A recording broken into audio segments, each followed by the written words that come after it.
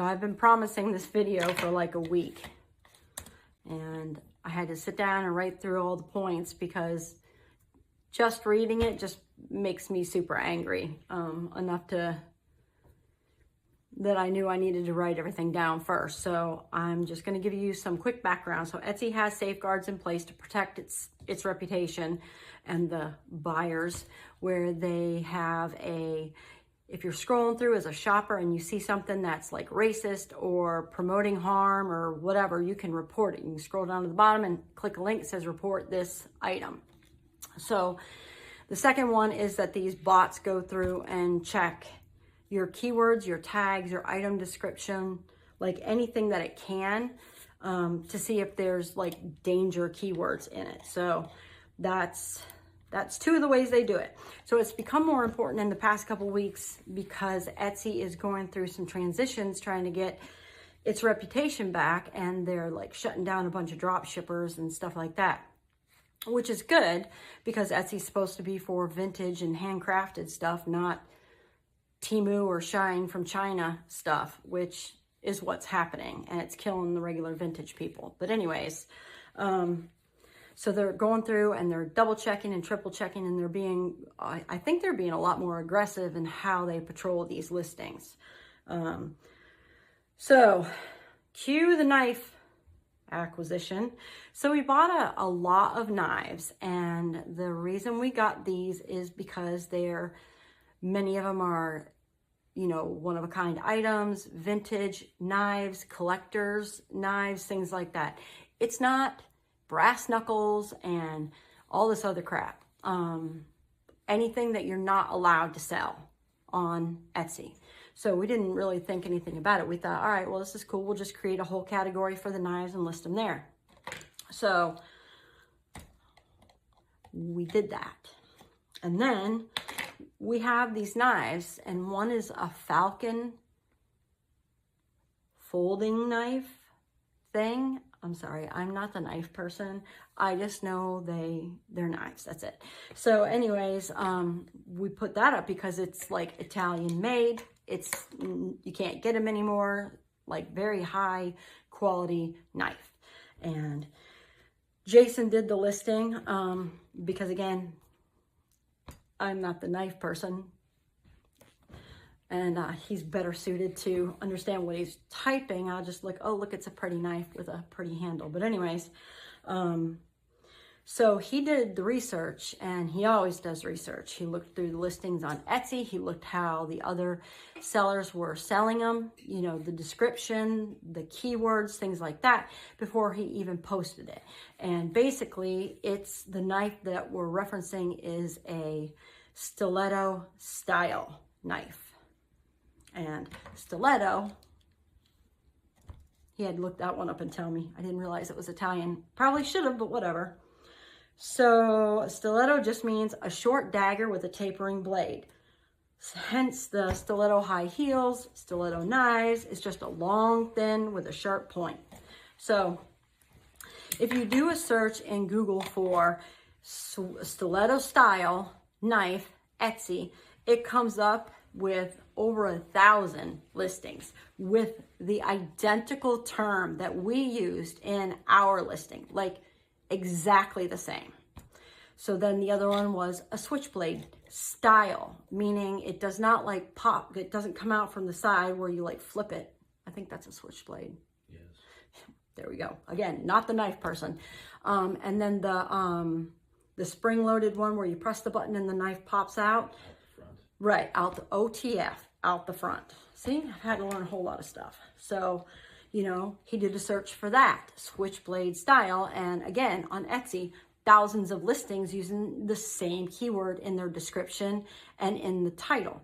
So he's like, we're good to go. And he lists them. And then a couple days later, we received a note that the listing had been removed because it violated their policies. And they listed their prohibited items. So we're actually kind of confused because we're like, it's not a switchblade, and it's not an auto opening kind of button pressed, deploy the knife situation. So we looked at the keywords, thought maybe there was something wrong there. made some adjustments, and then reposted it. And a couple days later, got another email saying there was a violation.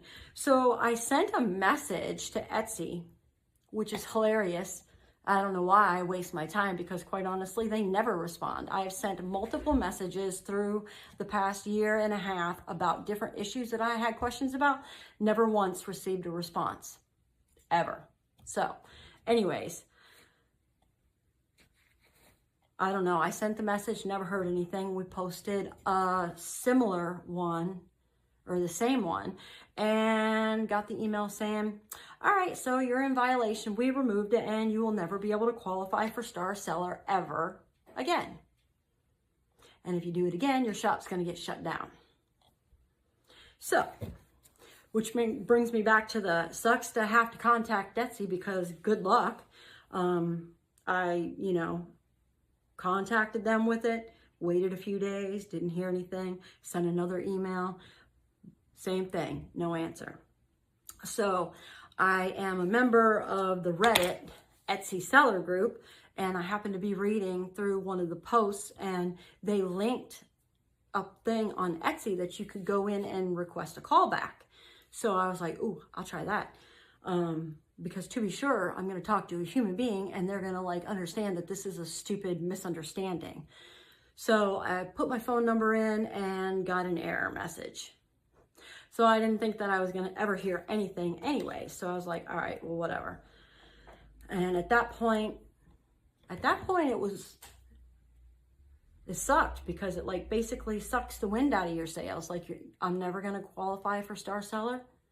If I do it again, I'm going to have my shop yanked. Like, I didn't know whether to just shut it down and start transitioning to a different platform like eBay, or God forbid, Facebook Marketplace, which is my least favorite thing ever. But I just didn't know. So I kind of just waited, and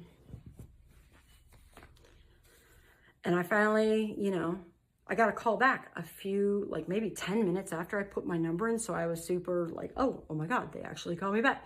So I talked to her, and she actually was kind of hard to understand, but she asked me questions. I told her what the problem was. She's like, hold on one moment. And then she puts me on hold, comes back, and she's talking about something. And again, I couldn't understand her clearly. The phone connection sucked, but I understood prohibited to sell in the United Kingdom.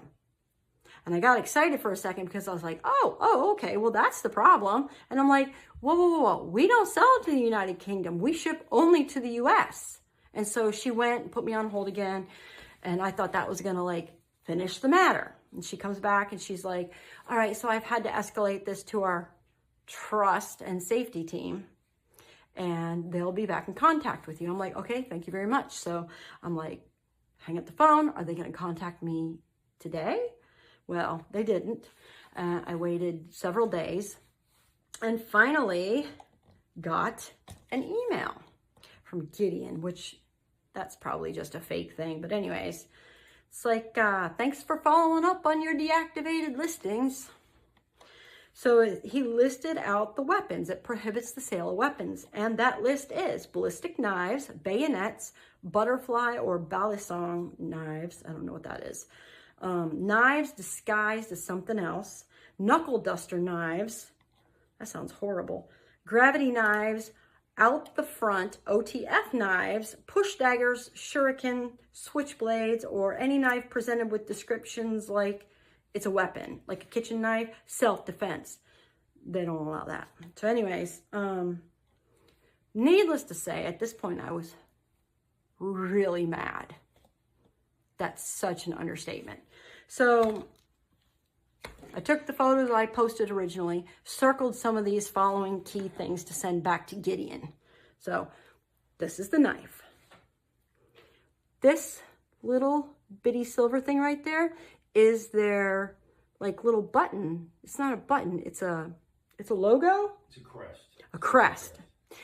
It's the company's crest. Like, it doesn't do anything. It's you can't press it, you can't do anything. Like, I'm pressing down pretty hard, just saying. So, beautiful though, right? And it's got this little thing here, so you have to, let me do this here. So you have to get in there and have to pull it open. So if this was a switchblade, it wouldn't stay at this angle. If this was out the front, you certainly couldn't fold it into the shape of an L. So I pointed that out in the email, right? So anyways, nice knife. So I pointed that out in the email and sent that back. And I was like, okay, cool. So I got another email back and it said, and this took several days. We reviewed the listings in the marketplace. They take the entire presentation into consideration, includes title tags, description, as well as images. So the image, one of the images, wasn't open like this. But anyways, so during your review, these listings contained references to switchblades in the tags and or descriptions. Due to this and the unclear images, first of all, that's straight BS. My images are not unclear. You can clearly see every bit of them, and I'll post them in here so you can see that. So, and then he goes on to say, well, I see these listings have been updated. We're unable to reconsider our decision in this case due to their original presentations. So it doesn't matter that they messed up and they didn't understand what they were seeing. I still couldn't post it. So my next email was like, are you kidding me? You literally made a mistake. Your team made a mistake. Wasn't even what it was, and yet I'm going to still be penalized. So at this point, we had just removed the whole category, removed the listings, even though we had to pay 20 cents per listings, and then we had probably 15 to 20, 40 of them. So we had to pay for 40 of them, and we just deleted it. So, yeah. Final email is like, as stated earlier, we're not going to do this. At this time, we've provided all the information that we're able to regarding the removal. As we now consider this matter closed, my team and I will be unable to respond to any further emails from you or anyone acting on your behalf. So even if I hired a lawyer to contact them, they're not going to discuss it. And then he finishes, while I understand this is not the desired resolution, our decision will not be reconsidered. So,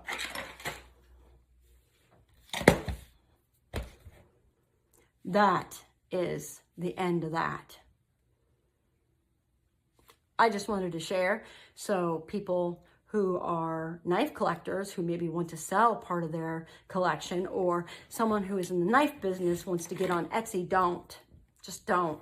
Figure out another platform, because you're not going to be guaranteed that if you post something, it's going to stay up. And even if they make a mistake on what it was, they're still not going to change their minds.